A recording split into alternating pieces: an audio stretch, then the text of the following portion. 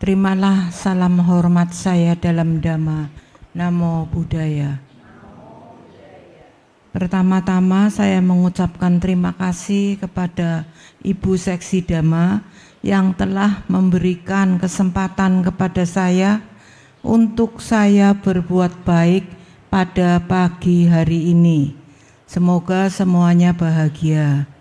Dan juga tak lupa saya minta maaf karena saya duduk lebih tinggi dari saudara-saudara karena kaki saya.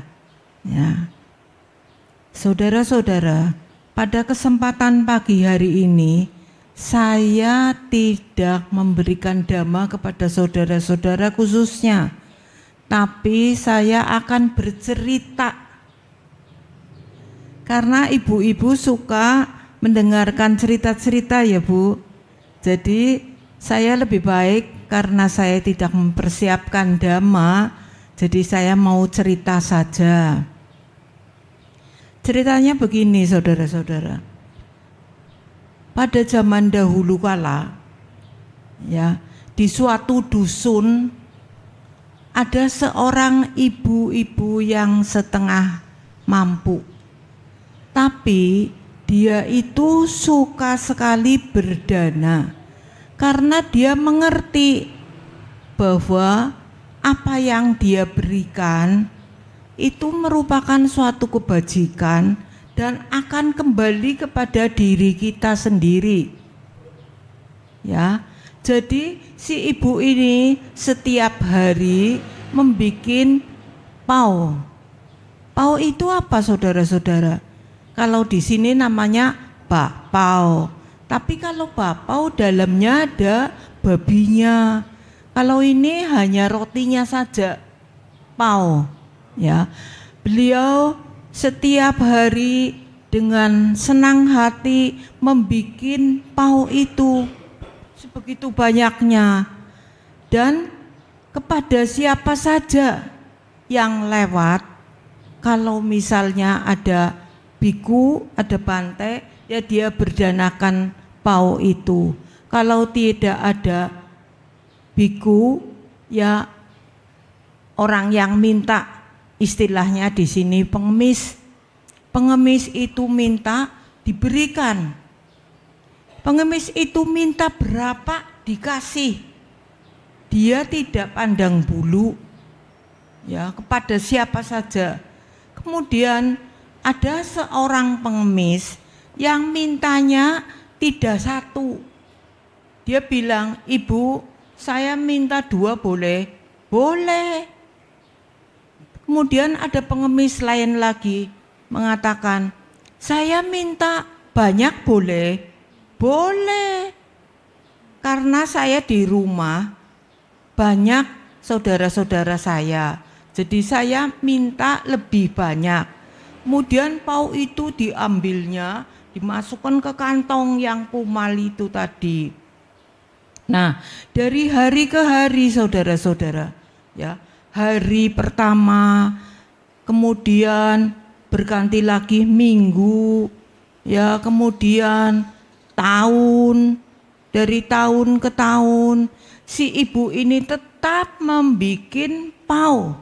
Dan dengan ikhlas relanya dia memberikan kepada siapa saja, bukan hanya pengemis itu, siapa saja yang minta itu diberikan dengan senang hati. Karena si ibu ini mengerti saudara-saudara, mengerti mungkin ajaran Dhamma, bahwa memberikan itu suatu kebajikan, suatu perbuatan yang baik. Makanya di sini banyak ibu-ibu yang suka memberi. Terutama Ibu Puspa itu senangnya memberi. Karena dia tahu apa yang dia berikan, pasti dia sudah membuktikan. Ya, biarpun lama, biarpun cepat atau lama, pasti akan kembali. Kemudian si ibu ini tidak memperhatikan orang satu, orang lain yang minta pau itu, tidak memperhatikan. Pokoknya saya memberi, saya berbuat kebajikan, saya berbuat baik, nggak tahu nanti hasilnya bagaimana. Kemudian waktu berjalan, ya, dari hari ke hari, minggu ke minggu, bulan ke bulan, tahun ke tahun, akhirnya sampai kira-kira 3 tahun. 3 tahun si ibu ini terus saja berbuat baik. Kemudian pada suatu hari, hari ke-3 tahunnya, salah satu pengemis yang suka minta pau sebanyak-banyaknya dimasukkan ke dalam tas yang kumal itu mendekati si ibu, lalu berkata, "Ibu, kamu setiap hari memberikan pau kepada semua orang. Apakah kamu tidak merasa berat?" "Oh tidak. Menurut ajaran Sang Buddha," kata si ibu, "berbuat baik itu baik sekali. Apa yang saya berikan, walaupun kacang, tapi itu suatu perbuatan baik, keikhlasan. Apapun saudara yang saudara berikan, itu akan kembali ke kita juga. Bukan misalnya pau nanti kembali pau, kacang nanti kembali kacang, bukan begitu, tapi yang lain, mungkin nilai yang lebih." Terus si pengemis ini dalam hatinya, si ibu ini mengerti Dhamma. Lalu si pengemis ini bilang sama si ibu, "Ibu, mari ikut aku keluar dari desa ini." Ada apa sih? Si ibu ini dalam hatinya, pengemis itu kok biasanya ngomel-ngomel, ini mengajak saya keluar dari desa. Kemudian nurut, si ibu ini keluar dari desa. Lalu berjalan sampai keluar desa, sampai di bukit, sebuah bukit di sana. Lalu pengemis ini bilang, "Ibu, kamu lihat di sana, itu ada pohon besar. Di bukit sana ada pohon besar sekali. Nah, kelak kalau kamu mati, kamu bilang sama anak-anak maupun saudara-saudaramu supaya kamu nanti dikubur di bawah pohon yang besar itu." Terus si ibu ini pikir, "Lah ini pengemis ngomong apa sih? Saya mati dikubur di pohon sana, bukan di pohon bodi itu. Ini ceritanya di bukit sana." Terus si pengemis ini bilang, "Kamu kalau mati dikubur di bawah pohon itu, kelak kamu anak-anaknya akan menjadi orang yang kaya raya, dan salah satu anaknya akan menjadi raja besar." Kemudian si pengemis ini berpikir, "Kamu siapa sih kok ngomong sembarangan begitu?" Dengan sekejap, zaman dahulu itu suatu kenyataan saudara-saudara. Si pengemis ini berubah wujud menjadi apa? Dewa bumi. "Saya ini dewa bumi. Saya cuma berubah menjadi pengemis, mengecek kamu itu kebajikannya sampai di mana." Terus si ibu ini anjali, "Oh ya sudah, terima kasih Dewa." Ya. Jadi kesimpulannya ini dari cerita ini, bahwa Dewa bumi itu selalu berada di mana saja saudara menginjak bumi.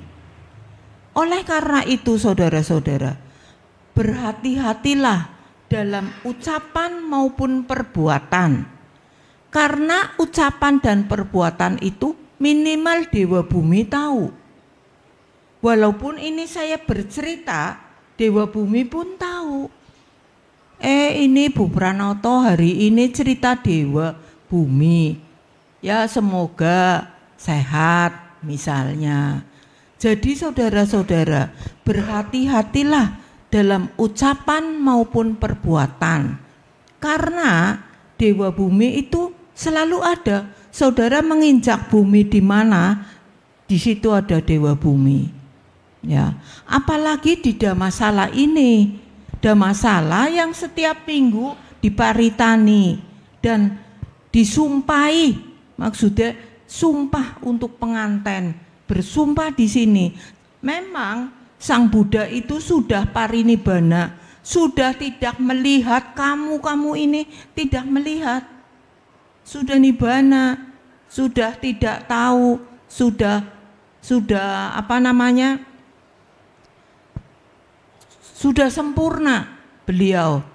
Tapi yang menunggu altar ini ada, terutama dewa-dewa, terutama Dewa Bumi, ya, yang selalu melihat semua perbuatan dari manusia-manusia ini. Oleh karena itu, ajaran Sang Buddha itu luar biasa. Ya, sebelum kami ini mengerti, Sang Buddha sudah tahu bahwa berbuat baiklah, saudara-saudara semua, jangan berbuat jahat, tambahkan kebajikan. Intinya Dewa Bumi itu mencatat segala kelakuan-kelakuan kamu. Ya, jadi itulah saudara-saudara, suatu kebajikan itu ada artinya walaupun sedikit. Jangan menganggap saya cuma dananya sedikit, saya uangnya cuma sedikit, saya jadi berdananya. Jangan takut, enggak apa-apa. Pokoknya kamu ikhlas memberi. Ya, seperti ibu itu, ya, walaupun dia itu bukan orang kaya, tapi setiap hari dia dengan ikhlasnya membikin pau untuk memberikan kepada orang-orang yang membutuhkan. Dan orang yang minta misalnya 1, 2, dia dengan ikhlas, boleh. Saya minta banyak boleh saja. Ya, padahal itu Dewa Bumi. Pada zaman dahulu memang banyak orang-orang suci yang bisa merubah wujud seperti Dewa Bumi itu. Ya, tapi sekarang sih ya tidak ada, ya. Tapi alam mengetahui perbuatan kita yang akan memberikan kebalikannya. Ya, saudara misalnya memberi 1, saudara akan mendapat lebih dari 1, dan bukan barang itu yang diberikan, bukan, tapi barang yang lain. Misalnya dapat rezeki, ya Bu Yanti, rezeki ini banyak, jangan khawatir, kamu banyak berbuat baik di wihara, ya, jangan minta imbalan, tapi kamu akan diberi banyak sekali banyak sekali harta-harta yang kamu terima kelak. Nah, itulah saudara-saudara apa yang saya berikan mengenai Dewa Bumi, karena saya tidak bersedia hari ini, jadi cerita saja. Karena saya bisa bercerita, saya ceritakan, dan ibu-ibu terutama suka mendengarkan cerita, ya Sean ya. Ya, maka hari ini saya bercerita. Semoga kiranya cukup sekian. Terima kasih. Namo Buddhaya.